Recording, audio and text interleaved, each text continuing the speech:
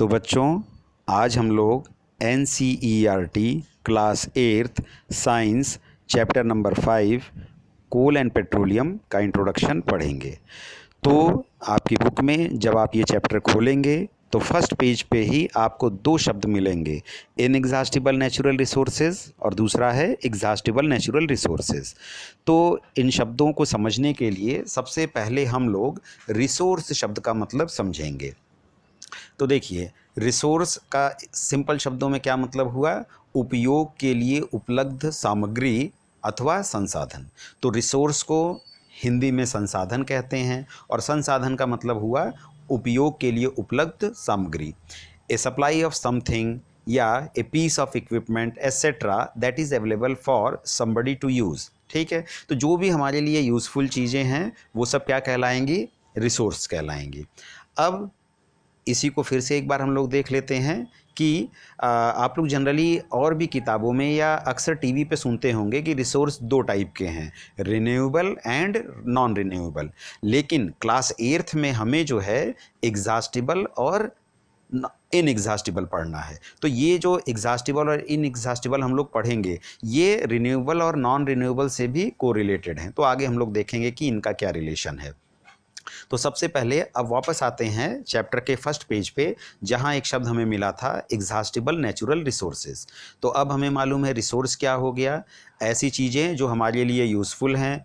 दूसरा, नेचुरल मतलब क्या हुआ? जो प्रकृति प्रदत्त हैं, अर्थात जिसे हमने नहीं बनाया। तो प्रकृति में पाई जाने वाली वह चीज़ें या वह वस्तुएं या वह सामग्री जो हमारे लिए उपयोगी है, जो यूज़फुल है, वो सब नेचुरल रिसोर्सेज कहलाएंगी।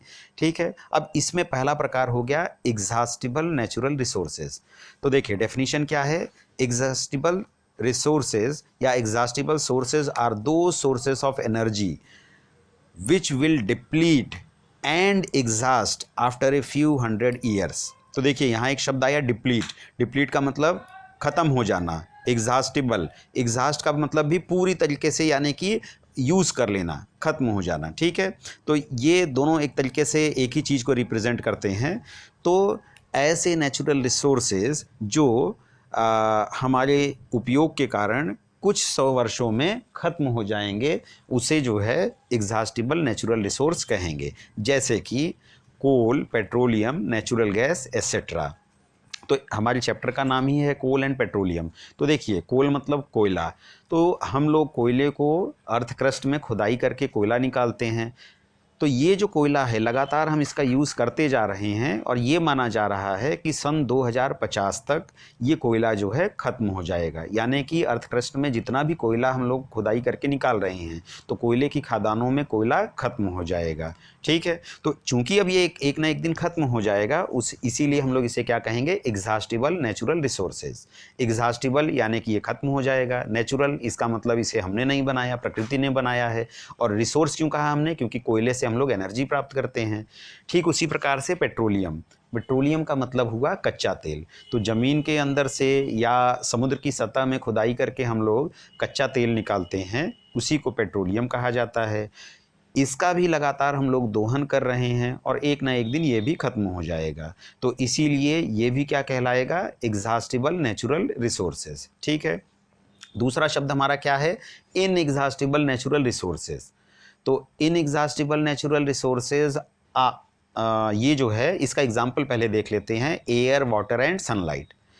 तो देखिए कितना सिंपल सी बात है कि सनलाइट, सनलाइट क्या है? नेचुरल है। दूसरा, ये जो है रिसोर्स है, क्योंकि हम लोग सनलाइट का इस्तेमाल कर सकते हैं। आप सनलाइट में बैठ जाइए तो आपके शरीर में विटामिन डी बनने लगेगा। सोलर पैनल लगा के आप उस सोलर एनर्जी को जो है इलेक्ट्रिकल एनर्जी में कन्वर्ट कर सकते हैं। सोलर कुकर लगा के आप जो है सोलर एनर्जी से खाना पका सकते हैं। तो सोलर एनर्जी हमारे लिए यूज़फुल है, तो ये रिसोर्स कहलाएगा। ये प्रकृति द्वारा प्रदत्त है, इसलिए ये नेचुरल कहलाएगा। तो सोलर एनर्जी क्या हो गया, या सनलाइट क्या हो गया? नेचुरल रिसोर्स हो गया। अब ये इनएग्जॉस्टिबल है, इसका मतलब कि आप सोलर एनर्जी का इस्तेमाल करें, बहुत ज़्यादा करें, ना करें, कुछ भी ना करें, उससे कोई फ़र्क नहीं पड़ने वाला है। सूर्य की रोशनी पृथ्वी पे आती थी, है और रहेगी। आपके यूज़ करने या ना करने से उस पर कोई फ़र्क नहीं पड़ने वाला, इसीलिए वो क्या है, इनएग्जॉस्टिबल है, वो ख़त्म नहीं होने वाली है। ठीक इसी प्रकार से वाटर, अब ये देखिए, वाटर आप कहेंगे सर कि पानी तो ख़त्म हो रहा है ज़मीन के नीचे का, तो ये तो एग्जॉस्टिबल होना चाहिए। तो यहाँ ध्यान देंगे कि जो वाटर में भी दो प्रकार के वाटर हुए। जब हम सिंपल वाटर कहते हैं तो पृथ्वी पे जितना पानी है हम उसकी बात कर रहे हैं, चाहे वो खारा पानी हो, चाहे गंदा पानी हो, चाहे बर्फ़ के रूप में हो, चाहे साफ़ पानी हो। जब हम पोर्टेबल वाटर की बात करते हैं, अर्थात हम पीने योग्य पानी की बात करते हैं, तो पीने योग्य पानी खत्म हो सकता है अगर हम उसका मिसयूज़ करेंगे, जैसे कि ग्राउंड वाटर खत्म हो रहा है। लेकिन वो पानी हम मिसयूज़ करेंगे, खत्म होगा, नदी में जाएगा, नाले में जाएगा, समुद्र में जाएगा, फिर वाटर साइकिल के द्वारा जो है वापस आ जाएगा। तो कहने का मतलब कि वाटर जो है, H2O जो है, वो पृथ्वी को छोड़ के नहीं जा रहा है, वो पृथ्वी पे ही रहेगा, ठीक है, और उसी H2O के ही फॉर्म में रहेगा। इसीलिए हमने इसे क्या कहा, इनएग्जॉस्टिबल नेचुरल रिसोर्स कहा। ठीक उसी प्रकार से एयर है, हवा चल रही है, आप चाहें तो विंड मिल लगा के उस विंड एनर्जी को इलेक्ट्रिकल एनर्जी में बदल सकते हैं, यह आपके ऊपर है। तो आप चाहे उसको बदलें, चाहे ना बदलें, चाहे आप उसका यूज़ करें या ना करें, वो ख़त्म नहीं होने वाला है। तो अब आप लोग समझ गए होंगे कि एग्जॉस्टिबल और इनएग्जॉस्टिबल में क्या अंतर है। तो ऐसे नेचुरल रिसोर्सेज जो लगातार इस्तेमाल के कारण कुछ वर्षों में ख़त्म हो जाएंगे, वो एग्जॉस्टिबल नेचुरल रिसोर्स कहलाएंगे। और ऐसे नेचुरल रिसोर्सेज जो कभी ख़त्म नहीं होने वाले हैं, यानी कि जिस पे हमारे इस्तेमाल करने या न करने का कोई फ़र्क नहीं पड़ने वाला है, वो सब क्या कहलाएंगे, इनएग्जॉस्टिबल नेचुरल रिसोर्सेज कहलाएंगे। ठीक है, तो ये शॉर्टकट में हमने कुछ और चीज़ें इसमें लिख दी हैं कि जैसे इनएग्जॉस्टिबल में टाइडल एनर्जी, तो समुद्र के किनारे अगर आप खड़े हो जाएं तो लहरें बराबर आती रहती हैं। अगर हम एक डायनमो लगा के, ठीक है, ये फिजिक्स में आप पढ़ेंगे, तो उसकी मदद से हम टाइडल एनर्जी यानी कि लहरों के में जो एनर्जी है, जो मैकेनिकल एनर्जी है, उसे हम इलेक्ट्रिकल एनर्जी में बदल सकते हैं। सोलर एनर्जी आपने नाम अभी सुना ही। इसके बाद न्यूक्लियर और एटॉमिक एनर्जी, तो ये जो न्यूक्लियर एनर्जी होती है, एक्चुअल में एटम के अंदर जो न्यूक्लियस होता है उससे ये एनर्जी प्राप्त की जाती है रेडियो एक्टिविटी के द्वारा। तो ये एटम का स्ट्रक्चर क्लास 9th में आप लोग पढ़ेंगे, फिर उसके बाद 11th में न्यूक्लियर केमिस्ट्री पढ़ेंगे, तो ये और क्लियर हो जाएगा। फिर wind energy, geothermal energy, biogas etcetera, तो ये सब क्या हो गया, इनएग्जॉस्टिबल नेचुरल रिसोर्स में आ गए हैं। अब हम लोग आगे बढ़ते हैं। यहाँ एक चीज़ यहाँ ध्यान देंगे, अब एक शब्द आ गया है फॉसिल।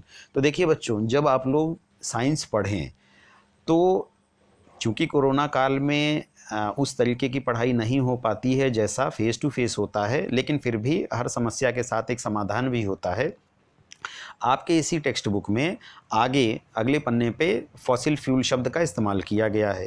तो ये फॉसिल शब्द क्या है, जहाँ भी आपको प्रॉब्लम हो आप या तो टीचर से डायरेक्ट कांटेक्ट कीजिए, और अगर वो नहीं कांटेक्ट हो पा रहा है तो एक बार आप लोग गूगल में भी सर्च कर सकते हैं। तो देखिए गूगल में फॉसिल का मतलब दिया गया है, हालांकि गूगल हर बार सही नहीं होता है, ये आप ध्यान रखिएगा। तो फॉसिल का सीधा सा मतलब ये होता है, हिंदी में होता है जीवाश्म।